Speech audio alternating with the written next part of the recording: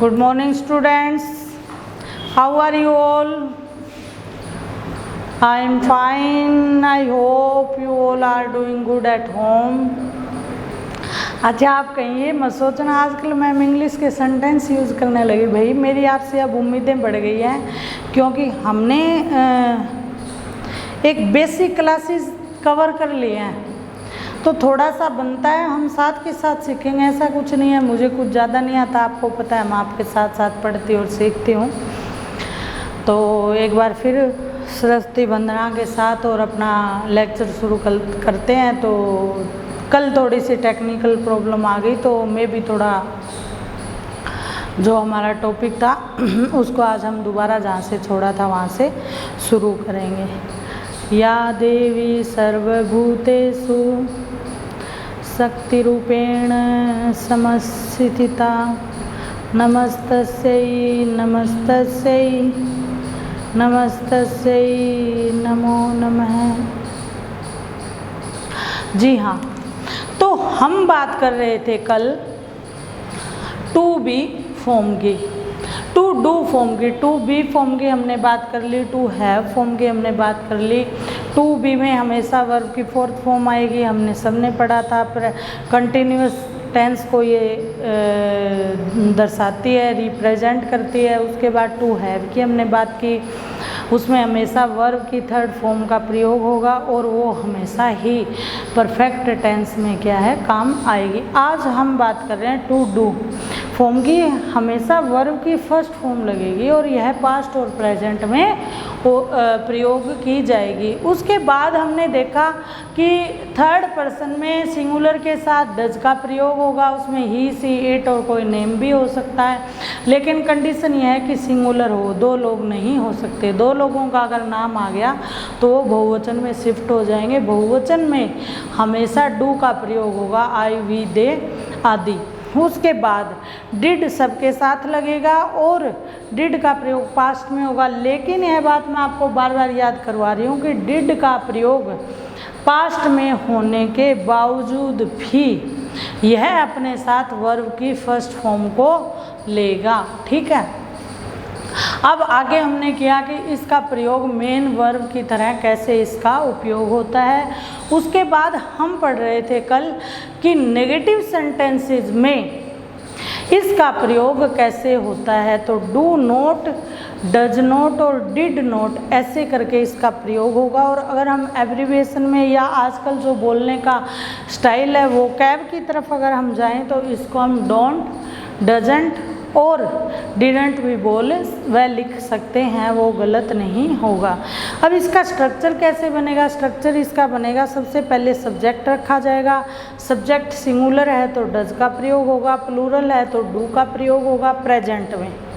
यदि पास्ट है तो डिड का प्रयोग होगा और उसके साथ नोट लग जाएगा और वर्ब की फर्स्ट फॉर्म आएगी।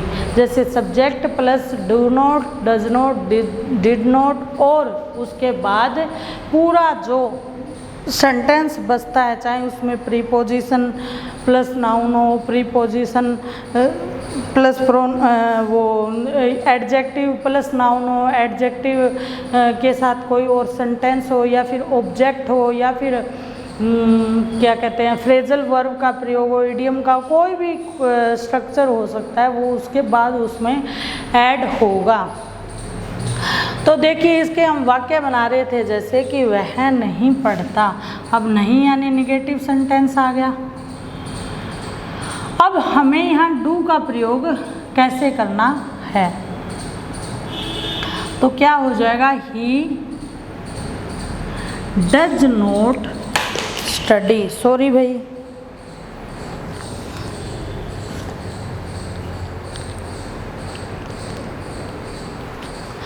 he does not study, I do not study, they did not study।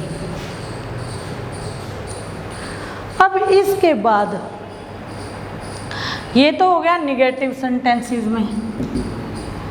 आपको एक बार और मैं स्ट्रक्चर बता देती हूँ। सब्जेक्ट प्लस डू या डज, डिड प्लस नोट और प्लस जो रिमेनिंग जो सेंटेंस है, सेंटेंस है वो सारा उसका सेंटेंस का अदर पार्ट आ जाएगा। अब इसके बाद बात करते हैं इंटेरोगेटिव। इंटेरोगेटिव यानी प्रश्नवाचक वाक्यों की। तो इंटेरोगेटिव जो वाक्य हैं उसमें हमेशा आपको पता है हेल्पिंग वर्ब क्या आ जाती है, आगे आ जाती है, बाद में सब्जेक्ट और बाद में अदर पार्ट ऑफ सेंटेंस। ठीक है। अब जैसे एक वाक्य हम पॉजिटिव बना लेते हैं, फिर उसी का नेगेटिव बना के, उसी का प्रश्नवाचक बना के देखेंगे। जैसे वह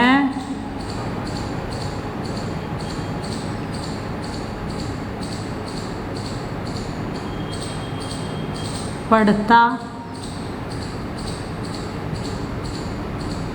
है। अब इसी का क्वेश्चनवाचक कैसे बनेगा? क्या वह पढ़ता है। अब इसमें आपको रटने की ज़रूरत नहीं कि हेल्पिंग वर्ब आगे आएगी, आप खुद ये देखना।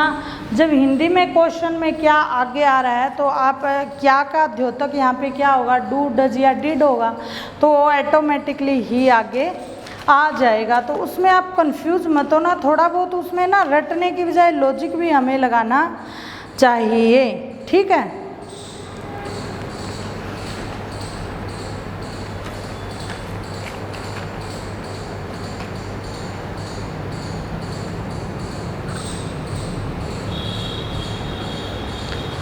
अब क्या वह पढ़ता है, तो इसके लिए हेल्पिंग वर्ब क्या लगेगी? वह क्या है, थर्ड पर्सन हो गया, सिंगुलर हो गया। सिंगुलर यहाँ चार्ट में देखो, सिंगुलर के लिए डज रखा हुआ है, तो डज को आगे ले आओ, डज। अब डज के बाद क्या डिमांड है कि सब्जेक्ट है, सब्जेक्ट ही है, डज ही। ठीक है। पढ़ना मतलब स्टडी, क्या वह पढ़ता है, और पीछे क्वेश्चन मार्क। ठीक है। क्या वह खेलता है, डज ही प्ले। अब पता है क्या, जब हम पढ़ते थे तो हम सेंटेंस तो याद कर लेते थे, बना भी लेते थे, लेकिन हम ना अलग से हमें ये बताया जाता था कि इसमें ना आप नेगेटिव बनाओगे तो डू डज का प्रयोग होगा, और वो मुझे आज भी याद है, कभी समझ में नहीं आता था, हम कंफ्यूज रहते थे। इसीलिए मैंने आपको इतना साधारण सा तरीका निकाल के बताया। सेंटेंस भी साथ के साथ बनाए हैं, और ये अफर्मेटिव, नेगेटिव और ये क्वेश्चन वाले वाक्य हमारे कैसे बनेंगे साथ के साथ बताया जा रहा है, ताकि आपके मिक्सअप ना हो। और देखिए, आपको एक बार में नहीं समझ में आना, वीडियो को 2 बार देखना, 3 बार देखना। नहीं समझ में आए आप क्वेश्चन पुट करना, आप मैसेज करना, ये आपका अधिकार है। डज ही प्ले, अच्छा डू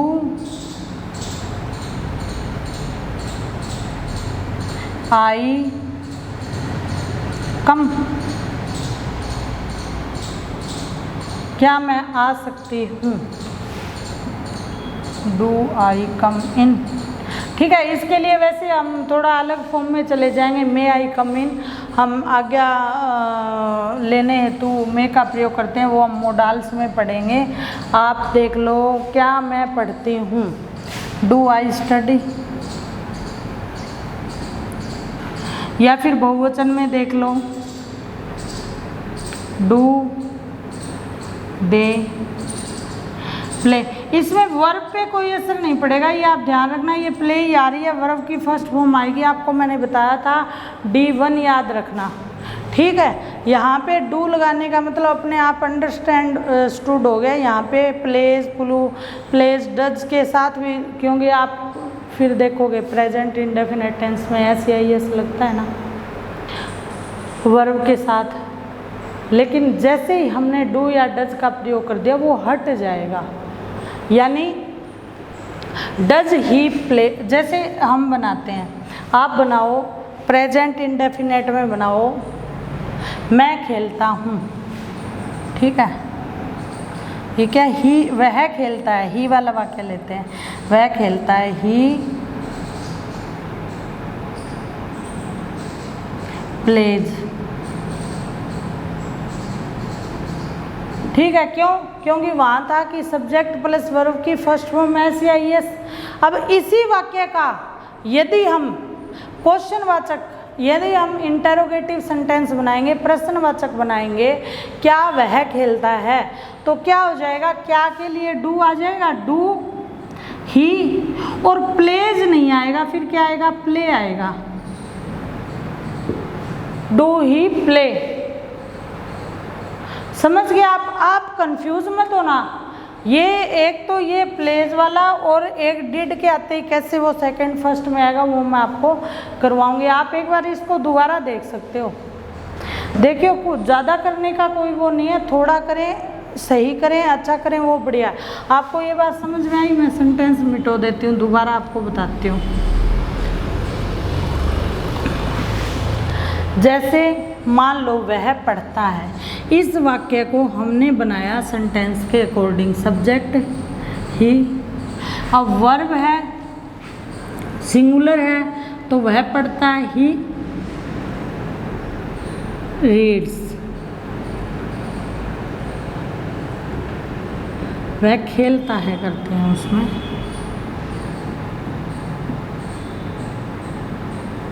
अब देखो, ही प्लेज, एस लग गया ना।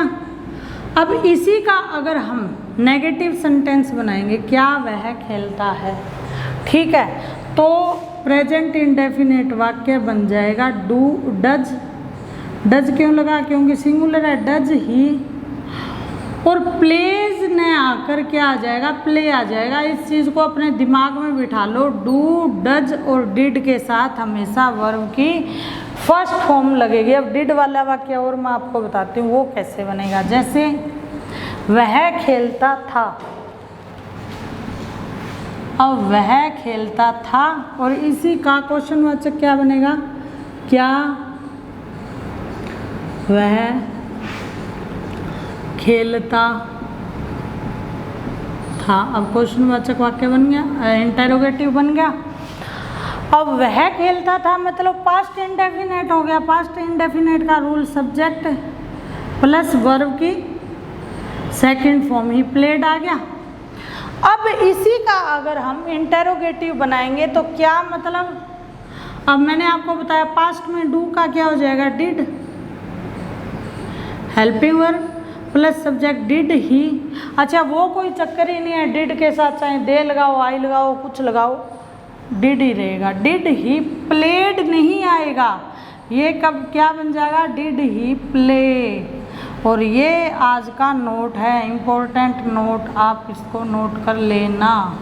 यहाँ से एग्जामिनर क्वेश्चन जरूर पूछता है, 100%, 100% यहाँ से क्वेश्चन पूछता है एग्जामिनर, ठीक है। और इसके पीछे लग जाएगा क्वेश्चन मार्क। समझ गए आप? और ऐसा ही नेगेटिव में भी होगा, जैसे वह नहीं खेलता था, वह नहीं खेलता था, ठीक है। तो ये क्या आ जाएगा, ही डिड नोट प्ले। अब यहाँ देखो वर्ब की फर्स्ट फॉर्म आई ना। अब इसके आगे क्या लगा दोगे आप, क्या वह नहीं खेलता था, तो क्या आ जाएगा, डिड ही प्ले, क्या वह खेलता था। और अगर ये आगे आ ही जाएगा इंटेरोगेटिव नेगेटिव इसी का बनाए, क्या हो जाएगा, डिडंट ही प्ले, ठीक है, डिड के साथ नोट का प्रयोग पहले हो जाएगा, सब्जेक्ट आ जाएगा, बाद में पूरा सेंटेंस आ जाएगा। आपको इसमें 2 पेज हैं, आप समझ गए। इंडेफिनेट वाक्य में वर्ब के साथ फर्स्ट फॉर्म और SEIS लगा होगा, तो जब आप डू डज का प्रयोग करेंगे तो इसके साथ SEIS हट जाएगा। एक पास्ट इंडेफिनेट में वर्ब की सेकंड फॉर्म लगेगी, जब आप डिड का प्रयोग करेंगे तो वो वर्ब की सेकंड फॉर्म वर्ब की फर्स्ट फॉर्म में कन्वर्ट हो जाएगी। इन 2 बातों का आपको विशेषतः ध्यान रखना है। आपको इतनी चीज़ क्लियर हो गई मुझे लग रहा है। अब इसके बाद हम वाक्य बनाते हैं इंटेरोगेटिव नेगेटिव वाक्य, ठीक है। तो इंटेरोगेटिव नेगेटिव वाक्य बनाने के लिए हम क्या करेंगे, स्ट्रक्चर देखेंगे। स्ट्रक्चर क्या बनेगा, helping verb plus subject plus not और plus other part of sentence, ठीक है। अब आप देखिए वाक्य, देखिए इसका कैसे बनेगा। क्या वह नहीं पढ़ता है, क्वेश्चन मार्क। दूसरा नंबर 1 वाक्य बनेगा। नंबर 2 वाक्य है, क्या वे नहीं खेलते हैं। और तीसरा वाक्य डिड का भी हम साथ के साथ लेके चल रहे हैं, क्योंकि उसमें सिंगुलर प्लूरल का कोई चक्कर ही नहीं है ना। तो एक वाक्य सिंगुलर का, एक प्लूरल का और एक वाक्य डिड का।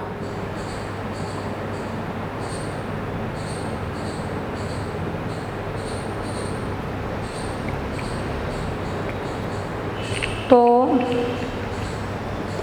थोड़ी सी इंक डाल लेती हूँ मैं, ये लाइट दिखने लग गया।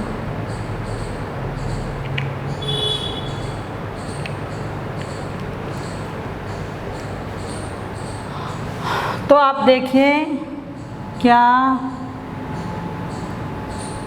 वह नहीं खेलता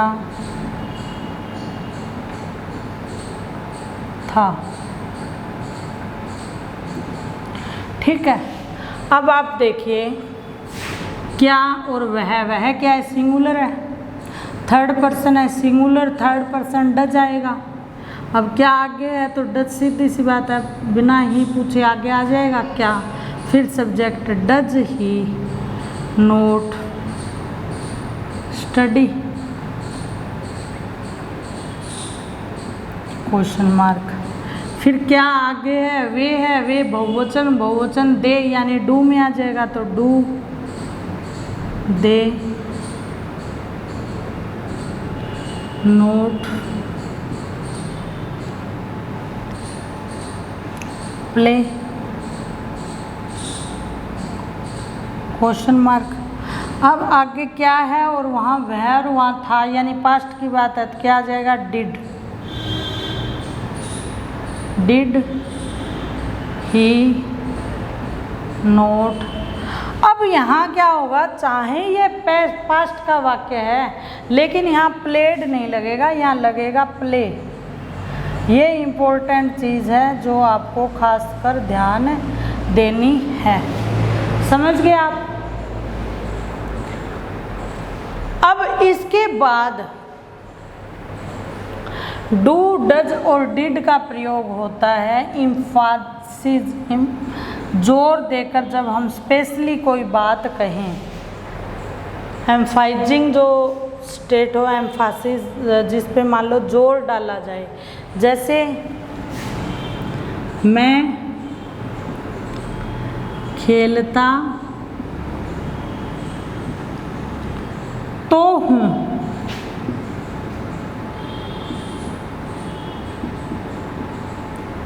वह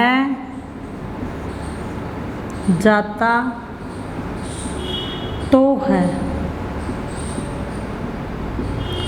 अब देखिए यहाँ वो वाली बात आपके समझ में आएगी कि अफर्मेटिव में डू या डज का प्रयोग क्यों नहीं होगा।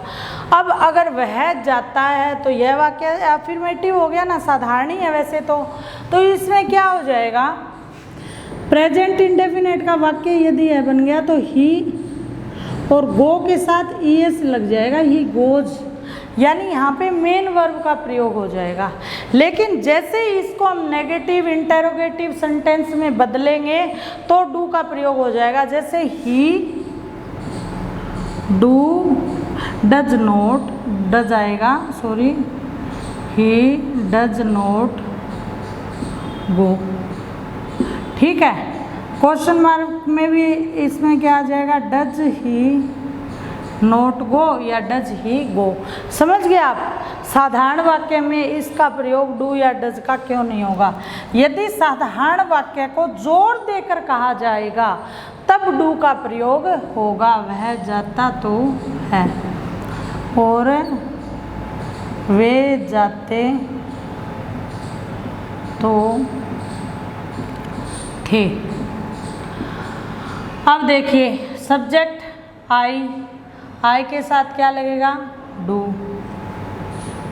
आई डू, खेलना की प्ले। अब ये वाक्य हो गया मैं खेलता तो हूँ, यानी आई प्ले अगर लगता तो वो प्रेजेंट इंडेफिनेट साधारण वाक्य बन जाता, मैं खेलता हूँ। यहाँ डू का प्रयोग हो गया आई डू प्ले, यानी जोर देकर अगर साधारण वाक्य कहा जाएगा तो ही लगेगा वह जाता तो है, ही डज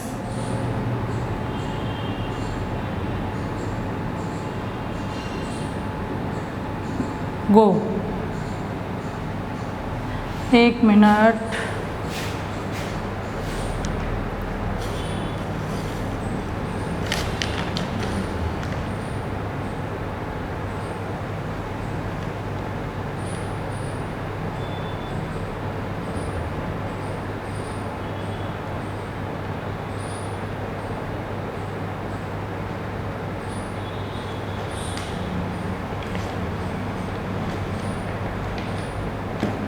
हाँ डज आएगा, ही डज गो, वह जाता तो है, वे जाते तो थे, तो थे यानी पास्ट आ गया तो दे डिड गो। अब इसके साथ वर्ब की फर्स्ट फॉर्म लगेगी। आपको समझ में आ गया। जैसे कोई वाक्य ले लो आप, जैसे he knows how to speak French, यानी वह जानता है कि स्पीक कैसी बोली जाए। लेकिन जब अगर हम उसको जोर देकर कहेंगे कि नहीं वह जानता है, तो क्या कहेंगे, he does know, he does know how to speak French. Verb की फर्स्ट फॉर्म आएगी। आप इसको समझ गए ना अच्छी तरह से। जोर देकर अगर वाक्य को कहा जाए तो उसमें डू डज डिड का प्रयोग वर्ब से पहले और सब्जेक्ट के बाद हो जाएगा। अब इसके बाद बात आती है WH क्वेश्चन के साथ भी कई बार हमने बड़ा, ये गाना भी शायद होगा या नहीं भी होगा, इतना ध्यान नहीं है, लेकिन मुझे कहीं ना कहीं ध्यान आ रहा है। बड़ा फेमस वाक्य, हाउ डू यू डू। हम उसमें हमेशा कंफ्यूज होते हैं और हम सुना सुनाया बोल तो देते हैं हाउ डू यू डू, पर हमें आज तक कभी समझ में नहीं आया भी ये दो डू यहाँ कर क्या रहे हैं, है ना। तो WH वाले जो वाक्य होंगे उनमें क्या होगा, सबसे पहले WH कौन से, हाउ, व्हाट, हु, व्हेन। समझ गए आप। यानी जितने भी ये क्वेश्चन वाले WH वाले, एक तरह से इसको हम क्वेश्चन वर्ड भी बोलते हैं, क्वेश्चन वर्ड होंगे तो पहले क्वेश्चन वर्ड आएगा, फिर इस एक डू को हेल्पिंग वर्ब के रूप में लिया गया है और दूसरी वर्ब है वो है मेन वर्ब के रूप में यह काम कर रही है। इसका मतलब क्या है, आप कैसे हैं, ना कि इसका मतलब कि आप क्या कर रहे हैं। ठीक है, हाउ डू यू डू। जैसे और एक आधा वाक्य देख लेते हैं, जैसे how do you know him, आप उसे कैसे जानते हैं। ठीक है, तो यह जो प्रयोग है यह किसके साथ होगा, डू, डज और डिड का, तीनों का ही प्रयोग हमेशा WH वाले वाक्यों में भी होता है। आप उसे कैसे जानते थे, how did you know him. समझ गए आप। हाउ डू आई नो, जैसे ठीक है, हाउ डज ही नो, वह कैसे जानता है, इस तरह से। अब इसमें आगे जो प्रयोग होते हैं दो, वो डू और डज के ग्रामर के अकॉर्डिंग नहीं, वोकैब के अकॉर्डिंग ज़्यादा सही होंगे। जैसे दोनों का मैं आपका एग्जांपल देती हूँ। एक तो इनफॉर्मल में होगा, जैसे मुझे मेरे बाल कंघी करने हैं, तो यदि हम इसको सीधा कहें तो उसमें सेंटेंस अच्छी तरह यूज होगा, उसमें कॉम का भी प्रयोग होगा। लेकिन यहाँ क्या है, कंघा करने के लिए भी डू की ज़रूरत, डू लगा देंगे। जैसे I need to do my hair. अब इसमें ऐसा तो कुछ नहीं है कि हमें हमारे बाल करने हैं या कुछ ऐसा है, लेकिन इसकी सेंस क्या निकलेगी, जो अभी जो इंग्लिश फैशनेबल इंग्लिश जो चल पड़ी है, तो मुझे मेरे बाल बनाने हैं या मुझे मेरे बाल कंघी करने हैं, ये सेंस इसमें निकलेगी। ये क्या होता है, इनफॉर्मल वे होता है इंग्लिश को बोलने का। इसके बाद आएगा आंसर फॉर्म में। शॉर्ट आंसर अगर हमें देने हो तो हम डू, डिड और डज का प्रयोग करते हैं। जैसे do you know about that person, तो अगर मुझे छोटी सी लैंग्वेज में जवाब देना हो तो मैं कह दूँ नो आई डोंट, मुझे नहीं पता, आई डोंट, उसे नहीं पता, ही डजंट। ठीक है, और उसे नहीं पता था तो ही डिडंट, मुझे नहीं पता था, आई डिडंट। ठीक है, शॉर्ट आंसर फॉर्म में हम इसका प्रयोग कर लेंगे। तो ये आज की क्लास थी आपकी, how to use to do form. ठीक है, हम टू डू फॉर्म का कैसे प्रयोग करें, कैसे उसको बोलें और किन किन सूरत में वो प्रयोग की जा सकती है। आज के लिए इतना ही। थैंक यू, आपने बड़ा धैर्यपूर्वक सुना और सुनने से ज़्यादा इसे पढ़ें, गुने, जानें। और आप ज़रूर याद रखना, एक न्यूज़ आप डाउनलोड करना इंग्लिश की, अगर आप अपने वोकैब को अच्छा बनाना चाहते हैं। वोकेटिव आपको अगर सेंस अपने आप में इंप्रूव करनी है तो आपको न्यूज़ डाउनलोड करनी चाहिए। आज के लिए इतना ही।